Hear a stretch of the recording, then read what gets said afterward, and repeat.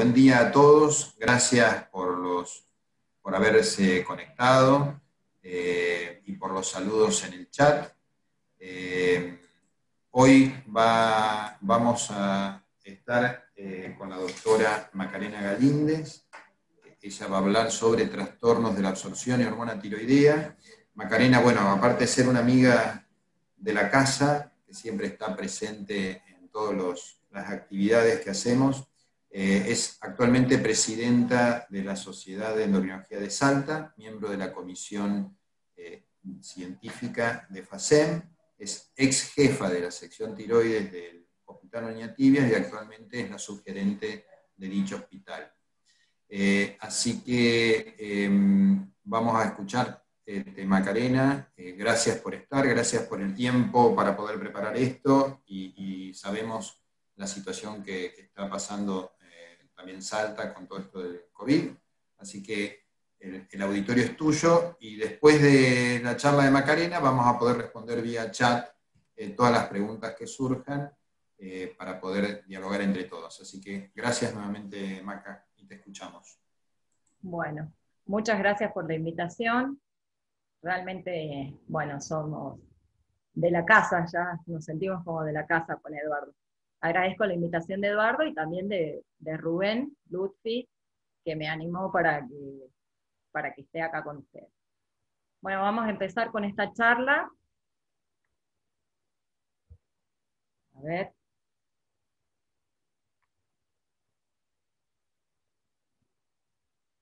Ya estamos.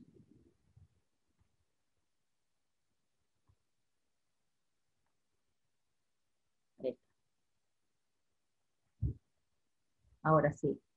Bueno, durante más de la mitad del siglo XX, el hipotiroidismo se manejó con preparados de origen animal.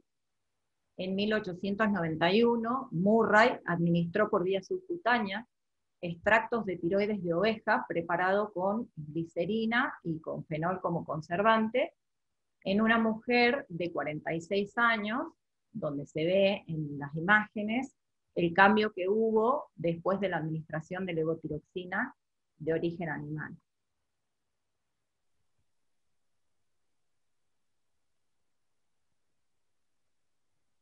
En el año 1892, Mackenzie y Fox describen la administración oral de extractos de tejido tiroideo, que lo administraban de forma semanal en un preparado en base a tiroides picada, levemente cocida y estaba mezclada con una mermelada. Y recién fue en el año 1914 cuando el Dr. Kendall logra aislar la levotiroxina en forma cristalina. En cuanto a la absorción de la hormona tiroidea, sabemos que luego de su administración oral se va a absorber entre un 62 y un 82% de la levotiroxina.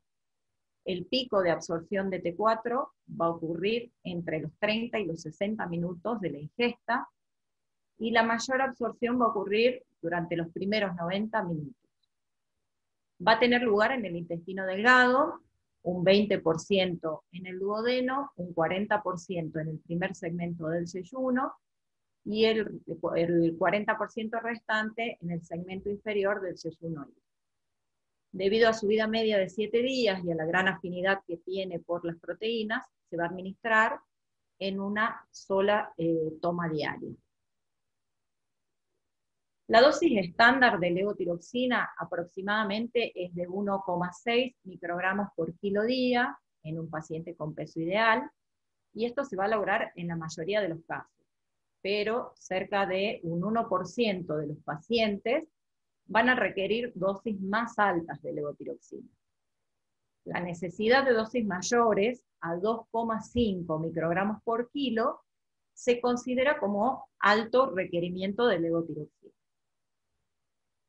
En los pacientes con alto requerimiento de levotiroxina tenemos que evaluar la adherencia, la forma de consumo de la levotiroxina y además descartar posibles interferencias con la absorción de la hormona como alimentos, medicamentos, café, y posterior a esto, descartado esto, buscar posibles enfermedades que puedan interferir con su absorción. Los pacientes que tienen menor secreción ácida van a requerir un aumento del 22 al 34% de la dosis para mantener un valor de TSH normal. El consumo del desayuno dentro de los 20 minutos de la toma de la levotiroxina va a resultar en una mayor TSH que cuando está separado por una hora de la toma de la levotiroxina y el desayuno. En aquellos casos en que no sea factible ingerir la levotiroxina por la mañana, se puede administrar en otro horario, alejado de la ingesta de alimentos, puede ser por la noche, antes de acostarse, o 3 horas después de la cena. Este es un estudio que se hizo en 65 pacientes y se comparó la administración de levotiroxina 1 hora antes del desayuno, junto con el desayuno y antes de acostarse. Lo que se vio en este estudio es que con la administración a la noche o con el desayuno, las TSH fueron más altas y también mucho más variables que cuando la hormona fue administrado 1 hora antes del desayuno. En cuanto a la adherencia al tratamiento, la dosis diaria de levotiroxina representa un 14% de la dosis semanal, por lo que si perdemos 1, 2 o 3 dosis por semana, se puede afectar el valor de TSH y la T4 libre. La prevalencia del incumplimiento de la toma de levotiroxina en distintas series fue reportada desde un 30 a un 82%. En un grupo de pacientes que se analizó que tenían un alto requerimiento de levotiroxina, el 62% era por una pobre adherencia al tratamiento, ya sea por olvidos o por desórdenes en la ingesta. Un 12% tenían intolerancia a los efectos del tratamiento y un 8% tenían dificultad económica para comprar la hormona. Entonces, en este trabajo se demostró que el mejor modo de aumentar la adherencia es el interrogatorio del médico con el paciente, para de esta manera encontrar juntos cuál es el momento más adecuado para tomar la hormona. Hay distintas sustancias que van a interferir con la absorción de la levotiroxina. Entre estas están el salvado y los cereales, las fibras, el jugo de pomelo, los productos derivados de la soja y el café. También vamos a tener medicamentos que van a interferir con la absorción de la levotiroxina, que son las sales de calcio, las sales de hierro, el sucralfato, el hidróxido de aluminio y de magnesio, la colestiramina, los laxantes, inhibidores de bombas de protones y anti-H2, las estatinas y los inhibidores de proteasa. Una vez que la levotiroxina ingresa a la luz intestinal, va a ingresar al enterocito a través de un transportador, que es una proteína transportadora de aniones orgánicos. Anteriormente se pensaba que la levotiroxina ingresaba al enterocito por difusión pasiva, después se demostró que esto no es así, sino que utiliza una proteína transportadora que hace que ingrese al enterocito y posteriormente a la circulación. Los inhibidores de bomba de protones, estatinas, inhibidores de proteasas y los flavonoides van a actuar a ese nivel bloqueando o disminuyendo la absorción de levotiroxina porque bloquean el transportador. Las sales, como el calcio, el hierro, el magnesio, el aluminio y el sucralfato, van a formar quelatos y eso es lo que va a hacer que disminuya la absorción de la hormona. Y las fibras, la colestiramina y los laxantes van a ejercer un efecto de arrastre de la hormona, por lo cual también disminuyen la absorción. Entonces, vamos a tener nutrientes alimentos y drogas que van a interferir con la absorción de la levotiroxina en distintos niveles. A nivel gástrico, los inhibidores de bombas de protones y el calcio. A nivel intestinal, varios medicamentos, fibras, el café, Orlistat, por ejemplo, y hay algunos medicamentos y alimentos que van a interferir en los dos lugares, tanto a nivel gástrico como a nivel intestinal, como el hidróxido de aluminio, el sucralfato, la leche y la papaya. En el caso de interferencia de un fármaco, puede ser necesario aumentar la dosis de levotiroxina entre un 20 y un 30%. Se recomienda, mientras sea posible, separar la ingestión de levotiroxina de otros medicamentos que puedan afectar su absorción, y esta separación tiene que ser por lo menos de 4 horas. Otra cosa que tenemos que descartar es la pseudomalabsorción, que esto es la falta de adherencia al tratamiento. Esto puede ser desde leve hasta ya grave con un trastorno psiquiátrico importante. ¿Cómo vamos a excluir la pseudomalabsorción? Administrando 1000 microgramos de levotiroxina por vía oral y, por supuesto, controlando que esta ingesta sea adecuada, y posteriormente se van a tomar muestras de sangre basal a las 2, 4 y 6 horas, midiendo T4 total y libre y TSH. Normalmente se va a absorber el 70% aproximadamente de la dosis administrada, y los niveles séricos máximos van a ser entre las 2 y las 4 horas. También vamos a tener enfermedades que van a disminuir la absorción de levotiroxina, y estas son la enfermedad celíaca, la gastritis crónica autoinmune, la infección por Helicobacter pylori, la intolerancia a la lactosa, el sobrecrecimiento bacteriano, la giardiasis, la diarrea por enteropatía diabética y la cirugía bariátrica. En cuanto a la enfermedad celíaca, sabemos que es un trastorno autoinmune del intestino delgado causado por la sensibilidad a la proteína del gluten. Se estima que ocurre en el 0,75% de la población estadounidense. Esta enfermedad lo que va a causar es una infiltración del epitelio por linfocitos y va a atrofiar la arquitectura vellosa de la mucosa del intestino, alterando la absorción de distintos nutrientes. Puede causar una mala absorción significativa, resultando en síntomas que los más comunes son la diarrea, el malestar abdominal y la pérdida de peso. Tenemos mayor prevalencia de enfermedad celíaca en pacientes con hipotiroidismo autoinmune en comparación general. Esto ya se ha visto, se ha evaluado, pero aún así no se recomienda hacer un screening en los pacientes hipotiroideos que sean asintomáticos. Se vio que el hipotiroidismo ocurre entre el 5 al 15% de los pacientes que tienen enfermedad celíaca, y a su vez la enfermedad celíaca ocurre entre un 2 a un 5% de los pacientes que tienen enfermedad tiroidea autoinmune. En los últimos años se evidenció una alta prevalencia de la enfermedad celíaca no diagnosticada, subclínica, en la población general. Así que esto es una enfermedad a tener en cuenta.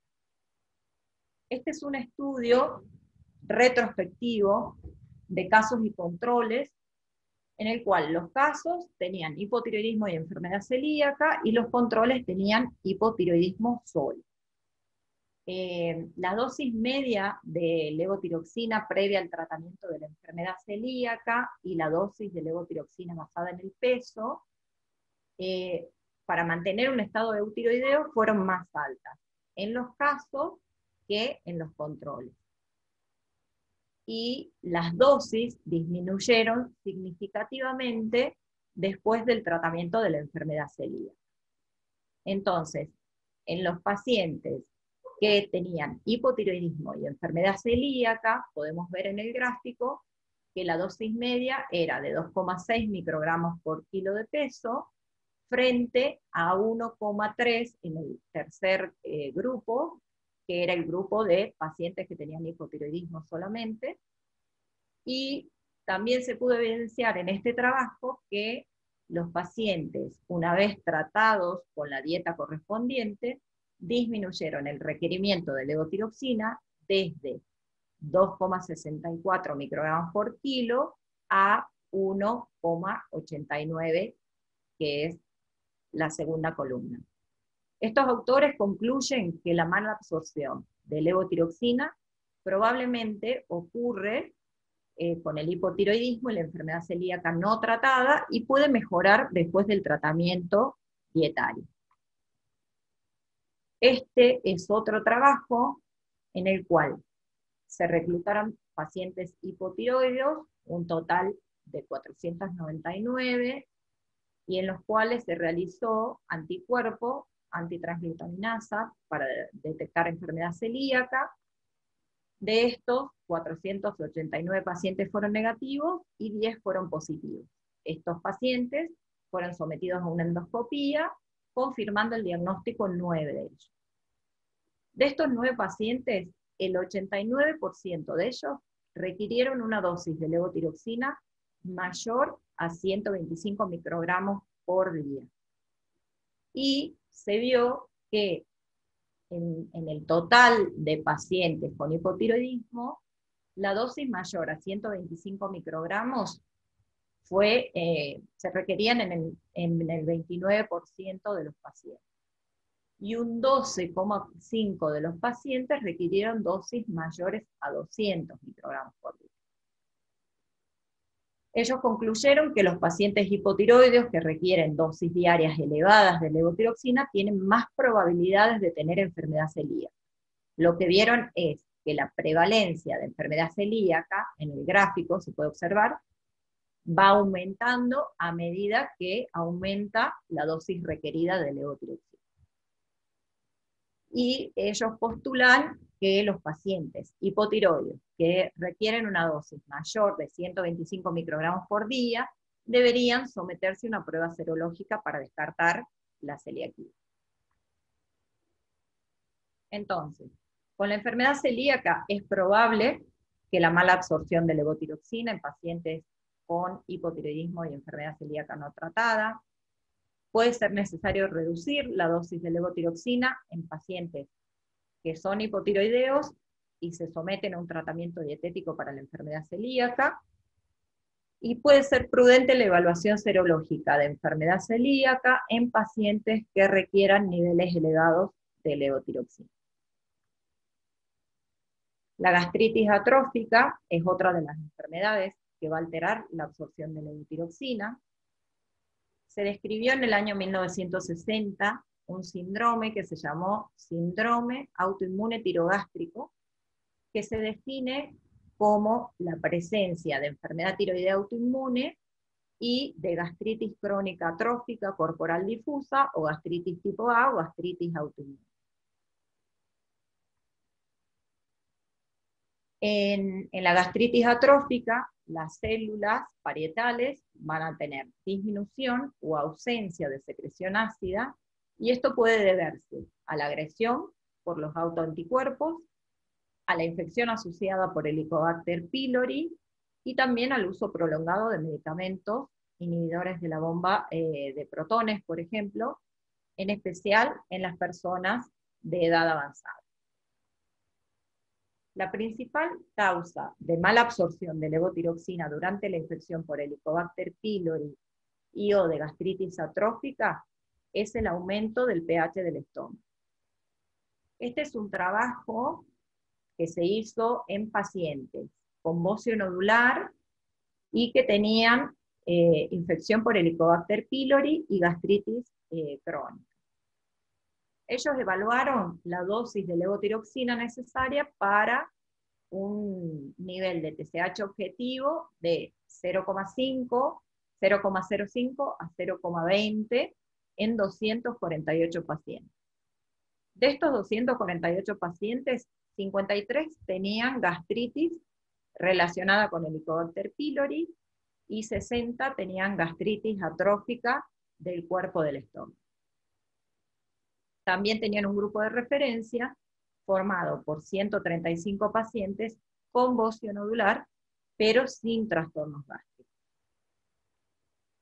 Lo que ellos vieron fue que los pacientes con bocio nodular bajo tratamiento con levotiroxina e infección por Helicobacter pylori y o gastritis crónica necesitaron mayores dosis, entre un 22 a un 34% de levotiroxina para lograr los niveles objetivos de TSH que ellos se habían planteado. También es frecuente encontrar deficiencia de vitamina B12 en los pacientes con gastritis crónica atrófica multifocal o gastritis tipo B, sin etiología autoinmune, la cual está asociada a la infección por Helicobacter pylori. La secreción ácida es baja, lo cual va a impedir la absorción normal de la vitamina B12. Este tipo de gastritis es común en los adultos y va a aumentar al envejecer. El Helicobacter pylori, sin embargo, también se vio que puede inducir una respuesta autoinmune que produce atrofia de la mucosa del cuerpo gástrico. Entre el 50 y el 60% de los pacientes que están infectados con Helicobacter pylori se les ha detectado autoanticuerpos contra la mucosa del estómago. Entonces, en cuanto al diagnóstico del síndrome autoinmune tirogástrico, tenemos que tener en cuenta 3 puntos de vista. Desde el punto de vista endocrinológico, tenemos que tener un diagnóstico de una enfermedad tiroidea autoinmune con la presencia de anticuerpos. Desde el punto de vista hematológico, un cuadro hemático con anemia macrocítica, vitamina B12 baja, y vamos a hacer el diagnóstico de anemia por deficiencia de vitamina B12, y desde el punto de vista gastroenterológico, la presencia de la anemia, y el diagnóstico por endoscopía de gastritis atrófica, y también la presencia de anticuerpos anticélulas parietales con el diagnóstico de gastritis autoinmune. Estos 3 entidades formarían lo que es el síndrome autoinmune tirogástrico. En pacientes con enfermedad autoinmune tiroidea, la presencia de gastritis autoinmune la prevalencia es cercana al 13%. Y en los pacientes que tienen gastritis autoinmune, la autoinmunidad tiroidea es cercana al 50% de los casos. Por lo cual estaría justificado realizar los exámenes pertinentes en estos pacientes para detectar estas patologías y, por supuesto, hacer el tratamiento adecuado. Otra de las enfermedades que tenemos que descartar o pensar es la intolerancia a la lactosa, la cual es un trastorno intestinal debido a la reducción de la actividad enzimática de la lactasa.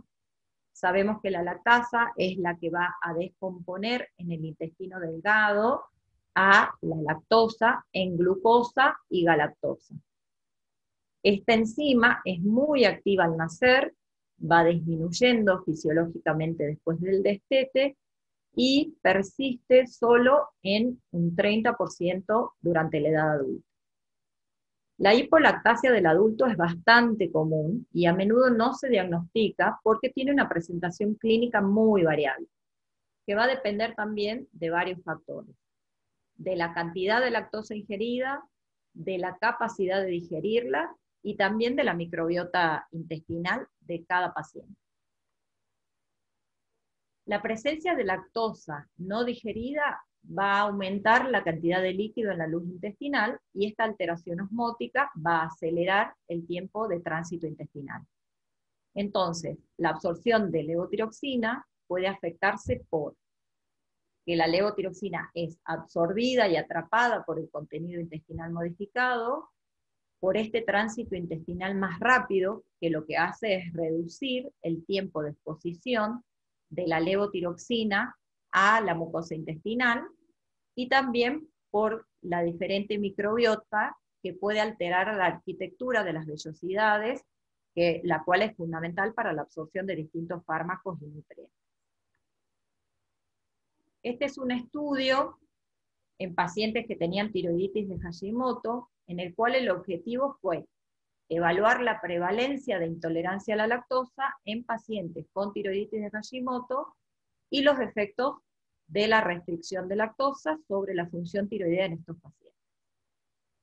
Luego de la evaluación de los pacientes, quedaron dos grupos, 38 pacientes con intolerancia a la lactosa y 12 pacientes sin intolerancia a la lactosa. Lo que ellos vieron es que el nivel de TSH disminuyó significativamente en los pacientes que estaban eutiroideos e hipotiroideos subclínicos con intolerancia a la lactosa de 2.6 a 1.1 y de 5,45 a 1.88 respectivamente. La restricción de lactosa, ellos concluyeron que la restricción de lactosa conduce a niveles reducidos de TSH y la intolerancia a la lactosa debe considerarse en pacientes hipotiroideos que requieren dosis crecientes de levotiroxina o tienen niveles irregulares de TSH y son resistentes al tratamiento con levotiroxina. Este es otro trabajo en el cual el objetivo del mismo fue evaluar la dosis de reemplazo que se requería en pacientes hipotiroideos con intolerancia a la lactosa. Esta dosis de sustitución se evaluó en 34 pacientes hipotiroideos e intolerantes a la lactosa y que no cumplían con una dieta sin lactosa. Lo que se vio, los resultados, fueron que los pacientes hipotiroideos solo, la TSH objetivo se logró a una dosis media de T4 de 1,31 microgramos por kilo por día. En los pacientes hipotiroideos con intolerancia a la lactosa, la TSH objetivo se alcanzó con una dosis media de 1,81 microgramos por kilo por día. Y en 6 de estos pacientes se diagnosticó, además de la intolerancia a la lactosa, otras enfermedades gastrointestinales, y en ello el requerimiento de levotiroxina fue mayor, 2,04 microgramos por kilo día. Estos hallazgos muestran que la intolerancia a la lactosa aumentó significativamente la necesidad de levotiroxina oral en los pacientes hipotiroides. ¿Cómo vamos a diagnosticar la intolerancia a la lactosa? Se va a sospechar primero sobre la base de los síntomas clínicos y lo vamos a confirmar mediante la prueba del aliento con hidrógeno lactosa. Los carbohidratos, en este caso la lactosa, que no es absorbida en el intestino, que no es digerida, va a fermentar en el intestino produciendo distintos gases, el hidrógeno, gas metano y dióxido de carbono. Estos gases se van a absorber en el intestino, van a pasar a la circulación general y se van a expirar a través del pulmón. Esta es una herramienta no invasiva que va a detectar la mala absorción de hidratos de carbono, el sobrecrecimiento bacteriano y el tiempo de tránsito intestinal. Es una herramienta que es simple, es segura, es reproducible, no invasiva y de bajo costo. El estudio se va a basar en mediciones de hidrógeno en el aliento al inicio y luego cada 30 minutos durante las siguientes 3 a 4 horas de la ingestión oral de 25 gramos de lactosa. ¿Cuándo lo vamos a considerar anormal? Cuando su concentración supera las 20 partes por millón por encima de la línea de base. Esta prueba tiene una sensibilidad del 77.5% y una especificidad del 97.6%. tenemos evidencia de una reducción de los niveles de TSH después de la restricción de lactosa en pacientes que son hipotiroideos e intolerantes a la lactosa, sin necesidad de aumentar la dosis de levotiroxina. Sin embargo, sabemos que la dieta sin lactosa es bastante difícil de evaluar debido a que este disacárido está contenido como conservante en muchos alimentos y también como excipiente en distintos medicamentos, incluida la levotiroxina. Sin embargo, Montalto y colaboradores demostraron claramente que las concentraciones de lactosa que sean inferiores a 400 miligramos no van a aumentar la excreción de hidrógeno en el aliento, ni van a provocar síntomas gastrointestinales. Lo que no sabemos es que el contenido de lactosa en cada fármaco, porque no está siempre indicado en los folletos de información, lo mismo que como conservante de alimentos. En conclusión, la intolerancia a la lactosa es una causa no despreciable de una mayor necesidad de levotiroxina. En cuanto al sobrecrecimiento bacteriano, esta enfermedad es un desequilibrio de la microbiota intestinal o microflora intestinal debido a una concentración bacteriana de más de 103 unidades formadoras de colonias por mililitro del aspirado yeyunal.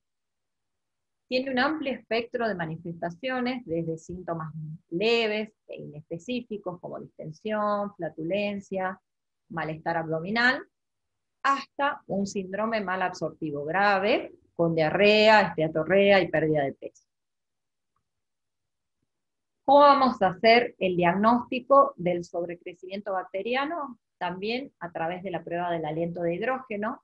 En este caso, los sustratos que se van a utilizar son la glucosa y la lactulosa. Ambos van a ser fermentados por la flora bacteriana del intestino delgado, produciéndose hidrógeno. La sensibilidad y especificidad de esta prueba es del 62.5 y del 77.8 respectivamente, comparados con lo que es el gold estándar, que es el aspirado yeyunal. En los pacientes con sobrecrecimiento bacteriano, la prueba del aliento con glucosa, como vemos acá en el primer gráfico, va a tener solo un pico de excreción de hidrógeno. Y mientras que si hacemos la prueba con lactulosa, va a mostrar dos picos. El primer pico se denomina pico temprano debido al metabolismo bacteriano del intestino delgado. Y el segundo es el pico tardío debido al metabolismo bacteriano colónico. Esta prueba se va a realizar por 90 minutos y se van a recolectar las muestras cada 15 a 20 minutos. Entonces, la prueba del aliento con la medición de la cantidad de hidrógeno expirado la vamos a utilizar para el diagnóstico de sobrecrecimiento bacteriano, utilizando como sustrato glucosa o lactulosa, y también para la intolerancia a la lactosa, utilizando como sustrato la lactosa. Los valores de corte en la expresión de hidrógeno es mayor a 20 partes por millón, y de gas metano mayor a 10 partes por millón en los dos casos. Otra de las enfermedades que también alteran la absorción de levotiroxina es la parasitosis causada por la Giardia intestinalis. Sabemos que es una causa frecuente de parasitosis intestinal, y Cepeletal y colaboradores describió el primer caso de mala absorción de levotiroxina como consecuencia de una giardiasis crónica, que se confirmó con una biopsia de yeyuno. El tratamiento con metronidazol fue suficiente para erradicar este parásito y se recuperó notablemente la absorción de la hormona. Una vez publicado este caso, se empezaron a publicar casos similares, por lo cual debemos tener en cuenta esta parasitosis tan frecuente. En cuanto a la cirugía bariátrica, sabemos que la cirugía bariátrica ha aumentado su demanda en los últimos años, así que es otra de las enfermedades que tenemos que tener en cuenta. En este caso no es una enfermedad, sino es una evaluación de este paciente, de este tipo de paciente que tenemos que saber. En este estudio lo que se hizo fue revisar la literatura publicada en Medline, Embase y Cochrane. Y se encontró, lo que se buscaba era evaluar la absorción de distintas drogas posterior a una cirugía bariátrica. Se encontró evidencia de una absorción disminuida de los fármacos en 15 de 22 estudios, que incluían derivación yeyuno-ileal, en 1 de 3 estudios de derivación gástrica, y en ningún estudio de uno solo que examinaba derivación biliopancreática. Puede ocurrir una reducción de la absorción de fármacos después de la cirugía bariátrica, y este efecto también parece ser específico del fármaco. La evidencia más consistente de absorción disminuida se encontró para ciclosporina, levotiroxina, fenitoína y rifampicina. Este es otro estudio de Rubio y colaboradores, que incluyeron 30 pacientes que fueron sometidos a cirugía en IDERUX. Sabemos que el bypass gástrico modifica la estructura anatómica del tracto intestinal superior, reduciendo la secreción ácida gástrica, y esto podría afectar la absorción de levotiroxina. El objetivo de este estudio fue evaluar la absorción de levotiroxina en pacientes que tenían obesidad mórbida antes y después de el bypass gástrico. Demostraron que la cirugía de derivación en IDERUX no disminuye la absorción de levotiroxina, sin embargo, sí se observó una absorción retardada, pequeña, pero significativa, de levotiroxina en pacientes después de la cirugía. En los gráficos podemos observar los niveles de T4 total en los pacientes antes de la cirugía y después de la cirugía, y en el gráfico inferior de los niveles de T4 libre en los mismos pacientes. Este es otro estudio retrospectivo que evaluó el cambio de la dosis de levotiroxina en pacientes que habían sido sometidos a gastrectomía en manga en Francia desde 2010 a 2016. Se incluyeron 31 pacientes, y estos pacientes se siguieron durante 12 meses, y de estos 31, 12 fueron seguidos durante 24 meses. La dosis diaria de levotiroxina disminuyó de 108 microgramos por día a los 12 meses, a 94 microgramos por día a los 12 meses, y 69 microgramos por día a los 24 meses, con una correlación positiva entre la dosis y la pérdida de peso a los 12 meses. Sin embargo, cuando ajustaron la dosis por el peso, vieron que a los 24 meses no había una correlación con la pérdida de peso.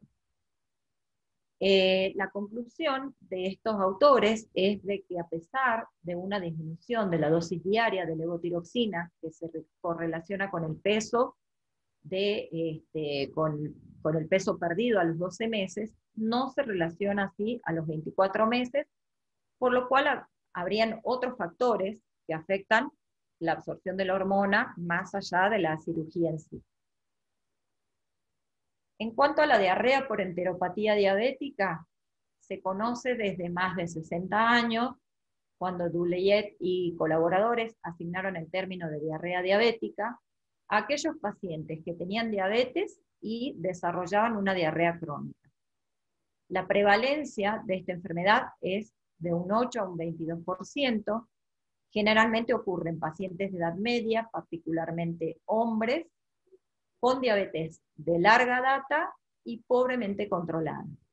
En la mayoría de los pacientes está presente la neuropatía diabética, y es común la neuropatía autonómica. En pacientes que tienen un adecuado control glucémico, tienen una prevalencia de diarrea de un 12%, mientras que los pacientes con pobre control glucémico, la prevalencia es de un 32,4%.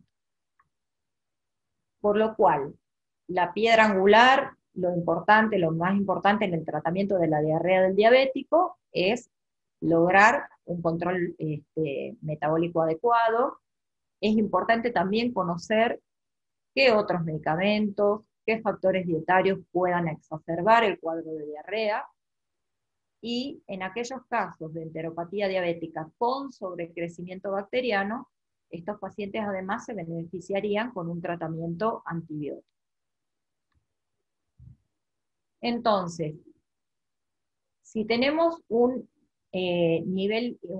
necesidad incrementada de levotiroxina en un paciente, lo primero que tenemos que excluir es la pseudomalabsorción, la interferencia con nutrientes, la interferencia con drogas, el embarazo, y luego de excluir esto, sospechar mala absorción intestinal por otras causas. Evaluar la intolerancia a la lactosa, haciendo, por supuesto, una dieta libre de lactosa y con el test del aliento.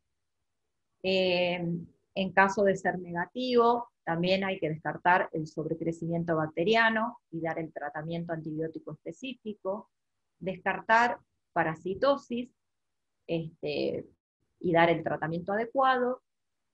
Puede ser importante medir entonces los anticuerpos antitransglutaminasa para tratar de descartar enfermedad celíaca, y hacer endoscopía para hacer un diagnóstico temprano de infección por Helicobacter pylori y gastritis atrófica para el tratamiento adecuado. Como conclusión, podemos decir que la dosis de levotiroxina absorbida se va a afectar por trastornos gastrointestinales, comidas y drogas. El pH es el principal determinante de la absorción de la hormona. Tenemos que separar la administración de levotiroxina con otras drogas y comidas. También el desconocimiento de la causa de la mala absorción de levotiroxina puede dar a ajustes repetidos y monitoreos repetidos de la dosis. El tratamiento con levotiroxina puede usarse como una herramienta para revelar enfermedades gastrointestinales ocultas, y lo más importante es diagnosticar en forma temprana enfermedades gastrointestinales para poder adecuar el tratamiento de la levotiroxina. Y entonces, eso sería todo. Bueno, Macarena, excelente tu presentación. La verdad que muy bueno, hiciste un pantallazo de todo y muy, muy bien explicado. Me gustó, digamos, el protocolo último que presentaste. Está bueno como para tenerlo, digamos, separado. El algoritmo.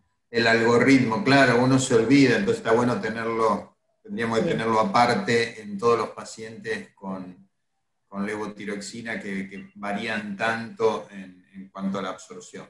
Así que la verdad que felicitaciones, todo muy bueno, estamos abiertos, digamos, a las preguntas, todos los que quieran consultar, podemos hablarlo con la doctora.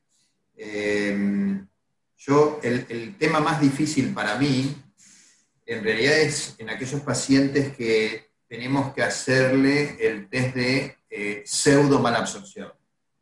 Porque lo hemos hecho en algunos, muy pocos, ¿no? Porque es muy difícil de hacer. Pero creo que el más complicado es esto, es poder hacer el tema de mala absorción, porque tenés que internarlo, tenés que asegurarte que lo tome, alguien se lo dé y estar al lado para que realmente tenga para que lo traiga. Para que lo traiga y después hacer el seguimiento, pues nos ha pasado que realmente no lo tomaba. Bueno, la doctora Inés Bartolazzi pregunta, ¿cómo indicaríamos entonces la toma de un inhibidor de bomba de protones y levotiroxina cuando tienen ambas indicadas a la mañana? En realidad, sí. Bueno, no sé qué opinás vos. Suele suceder de que los pacientes vienen medicados generalmente por el gastroenterólogo y le dicen que tome primero el inhibidor de bombas de protones y después la levo, que pase media hora, y en realidad cualquier medicamento que pueda interferir con la absorción de la levotiroxina tienen que pasar 4 horas mínimo, ¿sí? Entonces, por ahí, indicar el inhibidor de bombas de protones a la noche, antes de la cena, y la levotiroxina en ayunas, si es posible. O sea, eso sería lo ideal. Sí, eso es lo que indicamos habitualmente. De última hablamos con el gastroenterólogo. Claro. Lo mismo con el tema del desayuno, viste que vos sugeriste también que hay una alternativa de darlo a la noche. Esto es una cuestión de hábitos. Uno trata de no alterarle tanto el hábito al paciente por todo lo que significa. Entonces, escúcheme, ¿usted a qué hora cena? Y yo ceno a las 8. ¿Y a qué hora se va a dormir? Y a la 1 de la mañana, porque miro película, leo, me duermo bueno, tome la leo a la 1 de la mañana y ya está, digamos. Tal cual. Esa posibilidad de que esté alejado 4 horas de la cena y entonces después a la mañana puede tomar lo que quiera en cuanto a antiácidos y puede hacer el desayuno que quiera. Así que eso es una buena idea.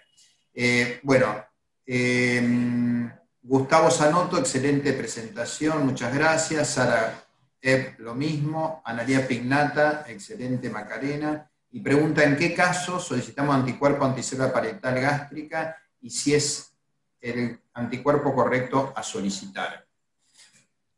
Bueno, lo vamos a solicitar en el caso en que tengamos un diagnóstico de gastritis atrófica por endoscopía, descartada también la infección por Helicobacter pylori y tratada la infección por Helicobacter pylori, puede ser importante ahí pedir los anticuerpos, porque van a ser, digamos, lo que van a alterar la función de la célula parietal con la secreción ácida. Y también cuando sospechamos, como dijiste vos, este síndrome tirogástrico autoinmune, porque es un paciente frente a una tiroiditis que tiene vitamina B12 baja y anemia, en todo caso ahí podemos pedir el anticuerpo anticélula parietal, exactamente. Bueno, la doctora Bulacio de Tucumán, muy buena la charla, gracias. Alejandra Latorre, excelente exposición. La doctora Calé, me encantó, súper útil, aparte de la enfermedad celíaca, no se le ocurrió otra causa, así que estamos en buen camino de poder un poco abrir la cabeza a mirar otras cosas. Javier Vilte, desde Jujuy, excelente presentación. Felicitas Mercado, excelente Maco. Inés Bertolazzi, bueno, muchas gracias. Mónica Sala, ¿cómo estás, Mónica? Del Clínicas, la administración conjunta con vitamina C puede mejorar la absorción de T4 en casos cuando no se logra definir la causa de la absorción disminuida. Sí, Mónica, es real, es más, hasta tenemos que bajarle la dosis después. Claro. Pues se pone en hipertiroide, es decir, asociar la toma de T4 con redoxón. Yo le hago comprar el de 2 gramos, que lo partan a la mitad, lo preparan en un cuarto vaso de agua y toman la levotiroxina con ese cuarto de redoxón, mejora la absorción, inclusive hay que bajar la dosis. No sé qué opinás vos, Macarena. Exactamente. Así que gracias, Mónica, por esa aclaración que no la habíamos tenido en cuenta. La Y es doctora lo que hace el efecto del jugo de pomelo también, por eso estaba dentro de los alimentos. Lo que hace es bloquear las enzimas a nivel del citocromo P450 y disminuye el metabolismo de la levotiroxina, por lo cual aumenta la biodisponibilidad. Perfecto. ¿Se puede dar con jugo de naranja? Dice la doctora Salsa. Sí, porque en realidad, salvo que esté bien, siempre le digo al paciente, si no tenemos redoxón, poder hacer un buen exprimido, pero que no tenga ni el ollejo, ni las fibras, ni nada, porque si no lo va a arrastrar. Claro. Que es lo que habitualmente hacemos. Bueno, Lucía Ligerón de Bolivia, excelente la charla. Inés Bertolazzi, excelente presentación. María del Carmen Basbus, muy bueno, saludos desde Jujuy. Morinconi, muy buena, y felicitaciones, bien clara. La doctora Carrasco, excelente. Bueno, todos excelentes. Simón Bradichansky, lo mismo. Adriana Pereira desde Montevideo, muy buena presentación. ¿Cómo andás, Adriana? Flavia López, lo mismo, excelente. Adriana Pereira, la vitamina D, ¿incide también en la absorción? que yo sepa, la toma junto, no, pero habría que buscarlo. Sí, No no. sé si vos en esto que viste no encontraste nada, ¿no? No encontré nada. De vitamina D no encontré ningún trabajo que altere la absorción. Es más, de hecho, la vitamina D la indicamos en cualquier momento del día, antes de las comidas, después de las comidas, en realidad, cuando tenemos que Sí, indicarla.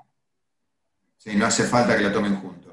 La doctora Besone pregunta, ¿el inhibidor de bomba de protones a ir a dormir a la noche? Sí, en realidad eso hay que hablarlo con el gastroenterólogo. Mientras esté en ayunas, el inhibidor de bomba se puede dar en ayunas y alejado de la levo.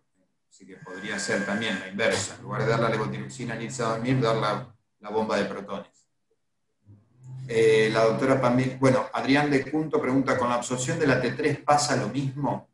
Sí, en general, como tienen el mismo mecanismo de Transportador. absorción, el mismo transportador, debería suceder, ¿no? Sí, sí. Utilizan el mismo transportador los dos, así que también. Ok. Pamela Silva, desde San Luis, excelente presentación. María del Mar Tadeo, excelente, muy bueno. Eugenia Gandur, desde Suiza, excelente charla. Bueno, muy buena la doctora Campanella, muy buena presentación. ¿Cuál es la dosis máxima de Redoxon? La doctora Ana María Arja. Yo en general, mi experiencia, no sé la tuya, Maca, en general yo le doy como máximo 2 gramos para la toma de la levotiroxina, no más que eso. Estás muteada, Maca. Ahí estoy. Sí, generalmente hasta 2 gramos de reducción es lo que se aconseja, o lo que sabemos. Lilian Medina de Formosa dice, a veces vemos este problema obviamente asociado a bajos niveles de vitamina D. Pero sí, ¿no? ¿Querías hacer un comentario, Maca? Porque si tiene vitamina D baja, por ahí hay que estudiar, es lo mismo que dijiste vos al final. Es el punto de partida para investigar algo más a nivel intestinal, ¿no? Claro. Una Sí. celiaquía, por ejemplo, ¿no? Como Hay que para... descartar otro trastorno de absorción. Exactamente. Bueno, la doctora Ojalvo, excelente presentación. Yun-Shu Lee. Ahora, ¿la T3 se toma con igual cuidado que el T4? La toma de la T3, con el mismo cuidado Sí, en ayunas y demás. en ayunas igual, es la misma indicación. Bien. Mónica Sala dice, ella hace lo mismo con respecto a la toma del Redoxon de 1 gramo primero. Alejandra Latorre pregunta si la toma de anticonceptivos puede afectar. Viste que vos habías descrito algunos de los medicamentos, pero en general no lo toman juntos, lo toman alejado, no recomiendan que lo tomen alejado, Sí, ¿no? la verdad que de anticonceptivos no encontré que haya alguna interferencia, pero lo que recomiendan en general es que cualquier medicamento que haya que tomar esté separado por lo menos 4 horas de la levotiroxina. Bien. ¿Hay alguna contraindicación en tomarla con ácido fólico? Que yo sepa, no. Pero bueno, por ahí hay algún artículo que lo... Pero no, de lo que yo he leído y no sé, vos tampoco, ¿no? No encontré nada de contraindicación con ácido fólico. Bueno, Rodrigo Espinosa, gracias desde La Paz, Bolivia. Ana María Arja vuelve a decir que creo que se sugiere tomarlas separadas. Vamos a ver para atrás, que era lo que ella estaba haciendo referencia a la... Debe haber sido, no sé a qué, debe ser por el tema del anticonceptivo. Lilian Medina, generalmente la vitamina D se trata de dar en otros momentos, lo que dijiste vos. Bien, excelente para nuestra práctica clínica, Raquel Dobri. ¿Cómo hacemos con los medicamentos orales para osteoporosis? No sé cómo lo usás vos, Maca, cuando usamos, por ejemplo, en ayunas un bifosfonato, por ejemplo. Bueno, generalmente primero el bifosfonato, esperamos por lo menos unos 40 minutos, recién la levotiroxina. Si bien no encontré nada en la bibliografía sobre todo en los bifosfonatos que se usan más frecuentemente, de que interfieren la absorción de la levotiroxina.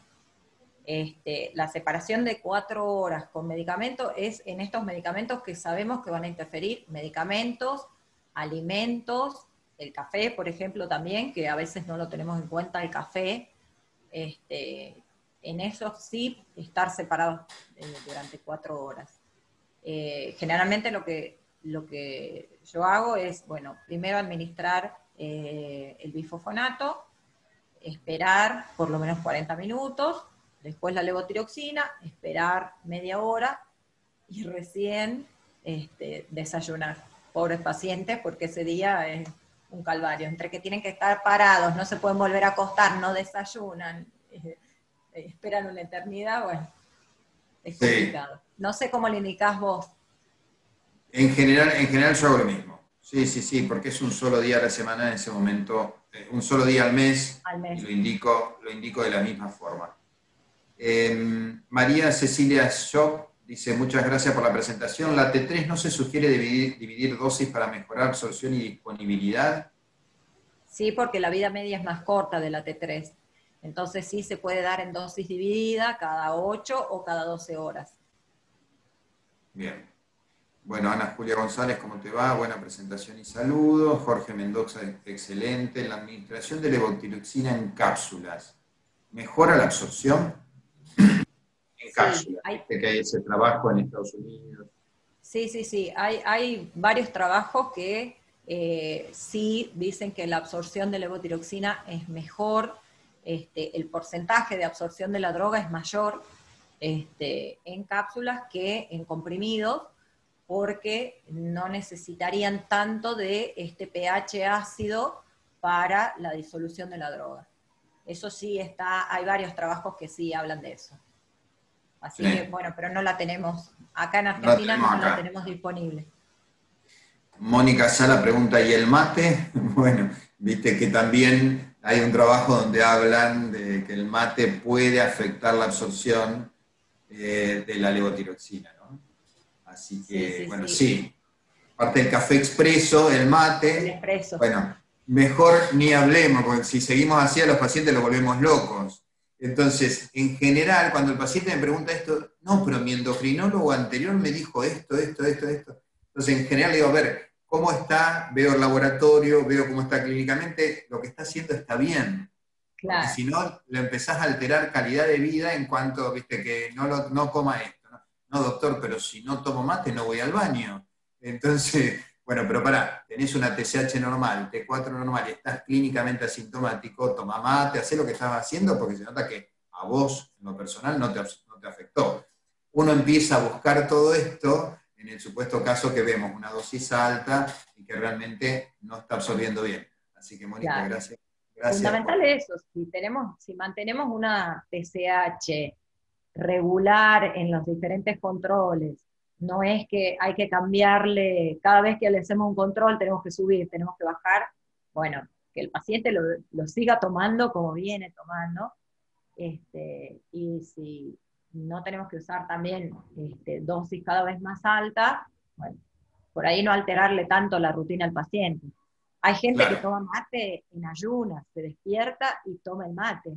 Y hay gente que no, entonces por ahí, aunque sea, bueno, esperar, ¿viste? Esperar media horita para tomar el mate, para algunas personas es mucho. Para otras no.